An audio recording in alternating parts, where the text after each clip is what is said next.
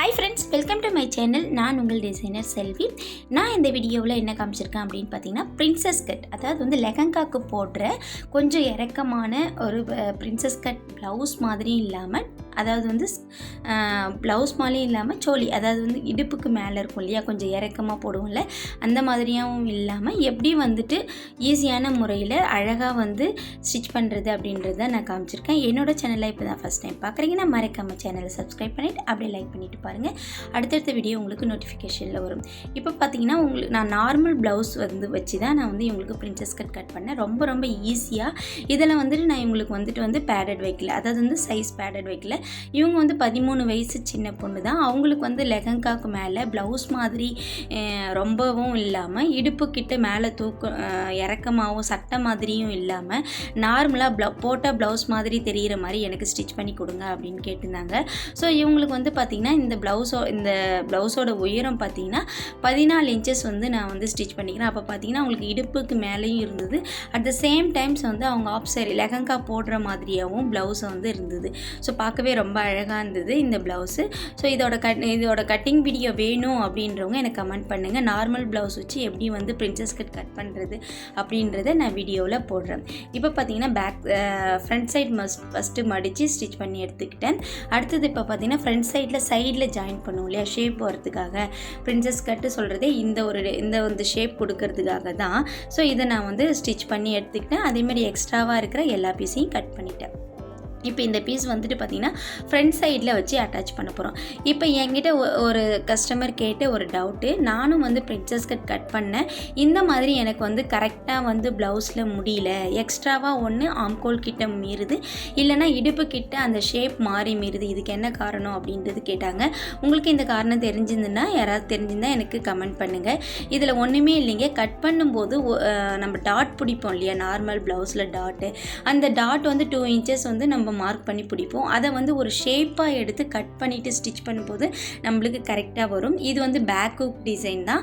இவங்க வந்து என்ன கேட்டாங்க அப்படின்னு பார்த்தீங்கன்னா, பேக் ஹூக்கில் எந்த டிசைனும் வேணாம், என்கிட்ட லெஹங்கா வந்து ரொம்ப கிராண்டாக இருக்கும், ப்ளவுஸ் வந்து சிம்பிளாக இருந்தால் எனக்கு வந்து போடும்போது பார்க்க அழகாக இருக்கும் அப்படின்னு சொல்லியிருந்தாங்க. ஸோ அதனால் அவங்களுக்கு வந்து அப்படியே வச்சு திருப்பிட்டு கொஞ்சமாக லேஸ் மாதிரி ஏதாவது வச்சு அட்டாச் பண்ணிக்கலாம் அப்படின்னு சொல்லிட்டு நான் ரவுண்ட் நெக்கே வந்து இவங்களுக்கு அட்டாச் பண்ணிட்டேன். ஸோ ரவுண்ட் நெக் வச்சு அட்டாச் பண்ணும்போது இதை மாதிரி வச்சு திருப்பினீங்கன்னா உங்களுக்கு வேலை ரொம்பவே ஈஸியாக இருக்கும். இது பார்த்திங்கன்னா நான் ஒரு அரை மணி நேரம் கூட இந்த ப்ளவுஸ் தைக்கிறதுக்கு நான் எடுத்துக்கவே இல்லை.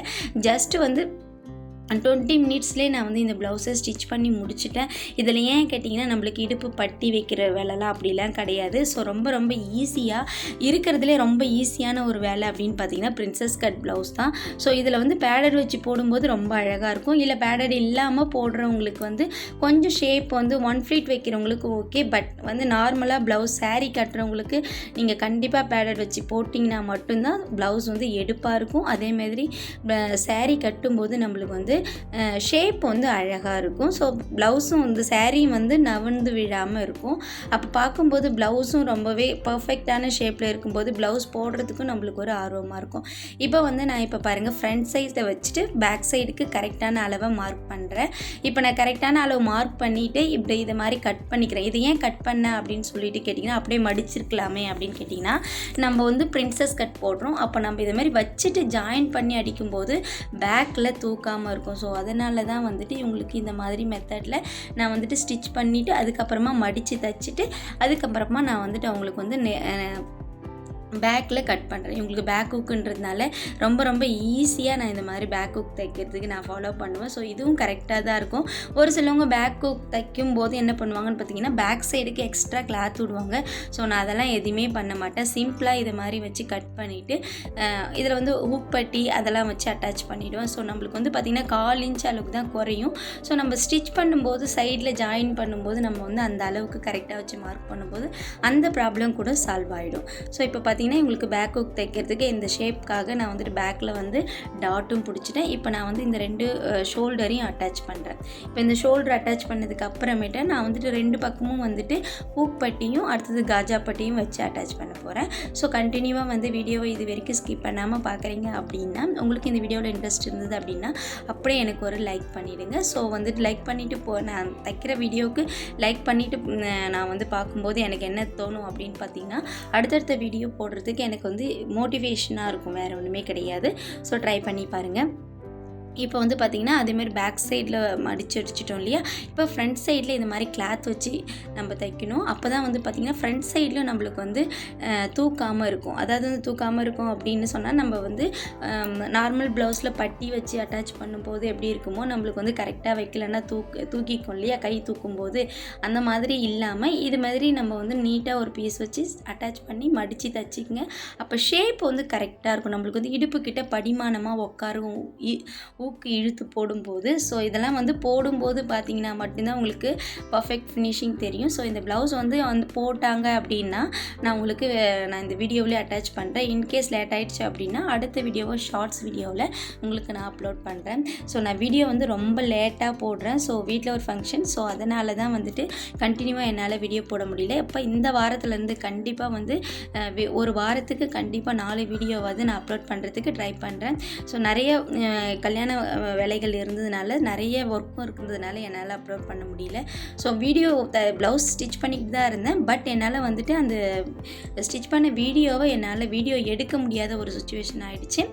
வீடியோவில் கேமராவில் ப்ராப்ளம் ஆகிடுச்சு. ஸோ அதனால தான் என்னால் வந்து அடுத்தடுத்து வீடியோ எடுக்கவே முடியவே இல்லை. ஸோ இனிமேட்டு பார்த்திங்கன்னா வாரம் 4 வீடியோ கண்டிப்பாக கம்பல்சரி. திங்கள், செவ்வாய், வியாழன், வெள்ளி அண்டு ஞாயிற்றுக்கிழமை முடிஞ்சால் என்னால் அந்த வீடியோவை, உங்களுக்கு டவுட் ஏதாவது இருந்தாலும் எனக்கு கமெண்ட் பண்ணுங்கள். கண்டிப்பாக நான் வீடியோ அப்லோட் பண்ணிவிடுவேன்.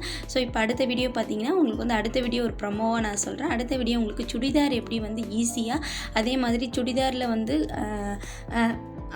ஆரி ஒர்க் போட்டிருந்தா எப்படி வந்து ஸ்டிச் பண்ணுறது அப்படின்றது அடுத்த வீடியோவில் நான் போட போகிறேன். உங்களுக்கு அந்த வீடியோ வேணும்னா எனக்கு இப்போவே என்னோடய சேனலை சப்ஸ்கிரைப் பண்ணி வச்சுக்கங்க. உங்களுக்கு வந்து அடுத்த வீடியோ வரும்போது உங்களுக்கு நோட்டிஃபிகேஷனில் வரும். ஸோ இப்படி வந்து நான் ஃபுல்லாக வந்துட்டு பேக்கில் ஊக் பட்டி, காஜா பட்டி வச்சதுக்கப்புறமா கை அட்டாச் பண்ணுறேன். எனக்கு கையில் கிளாத்தில் வந்து பார்த்திங்கன்னா கொஞ்சமாக பத்தலை. ஸோ அதனால் வந்து பார்த்திங்கன்னா கிளாத் வந்து கொஞ்சமாக வச்சு அட்டாச் பண்ணிவிட்டு ஸோ சரியான அளவுகளுக்கு வச்சு நான் மார்க் பண்ணுறேன். இந்த மாதிரி வச்சு அட்டாச் பண்ணும்போது நம்ம கை அளவுகளுக்கு ஆம்கோல் கிட்ட கடிக்காமல் இருக்கும். ஸோ இந்த மெத்தடை நீங்கள் ஃபாலோ பண்ணி பாருங்கள். நிறைய பேர் ப்ளவுஸ் தைக்கிறவங்களாக இருந்தால் ஃபாலோ பண்ணுவீங்க. பட் நான் வந்து எல்லா வேலையும் முடிச்சுட்டு கை அட்டாச் பண்ணும்போது மட்டும்தான் இந்த மாதிரி வந்து கரெக்டான ஷேப் வச்சு மார்க் பண்ணுவேன். ஸோ ட்ரை பண்ணி பாருங்கள். எதையுமே குழப்பமாக, இப்போ நான் வீடியோ ஸ்டிச் பண்ணேன் இல்லையா, கடன் நான் கண்டினியூவாக தைக்கிறேன் பாருங்கள். என்னோடய வீடியோ டைமிங் கொஞ்சம் தான் ஸ்பீட் பண்ணியிருப்பேன். பட் அதே சேம் டைம் வந்து 20 மினிட்ஸில் நான் இந்த ப்ளவுஸ் தைச்சி முடிச்சிட்டேன். ஸோ இது ஈவினிங் வந்து டெலிவரி கொடுக்கணும். ஸோ அதனால் ரொம்ப வேகமாகவும் தைச்சேன்.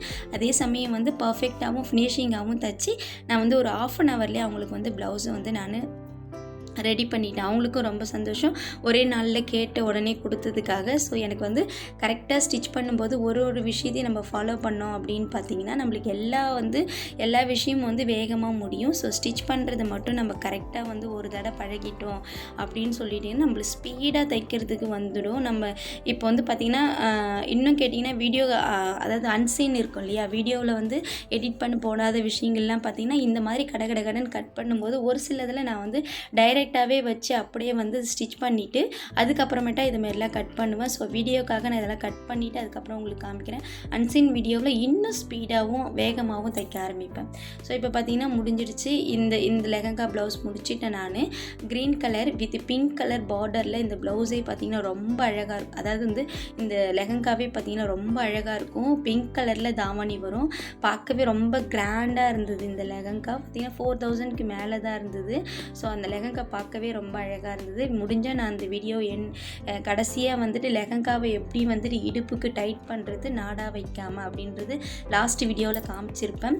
பட் அதே மெத்தட் தான் வந்துட்டு இந்த லெஹங்காவுக்கும் நான் ஃபாலோ பண்ணியிருந்தேன். அதனால தான் நான் அதை வந்து வீடியோ எடுக்க முடியல. ஸோ நான் வந்துட்டு உங்களுக்கு வந்து எப்படி ஸ்டிச் பண்ணுன்றதை மட்டும் நான் வீடியோ காமிச்சிருக்கேன். இதோட கட்டிங் வீடியோ வேணுன்றவங்க எனக்கு கமெண்ட் பண்ணுங்கள். கண்டிப்பாக நான் வந்து கட்டிங் வீடியோ வந்துட்டு நான் உங்களுக்கு அப்லோட் பண்ணுறேன். இப்போ பார்த்திங்கன்னா இவங்க வந்து நார்மல் ப்ளவுஸ் தான் கொடுத்துருந்தாங்க. இவங்களோட ப்ளவுஸோட அளவு வந்து இவங்களுக்கு வந்து கை உயரம் வந்து அதிகம். இப்போ நான் வந்து மார்க் பண்ணுவேன் பாருங்கள், அதுலேயே உங்களுக்கு தெரியும் எப்படி வந்து நார்மல் ப்ளவுஸில் எப்படி ஃபுல் ஸ்லீவை வந்து அட்டாச் அளவுகளை மார்க் பண்ணுறது அப்படின்றது.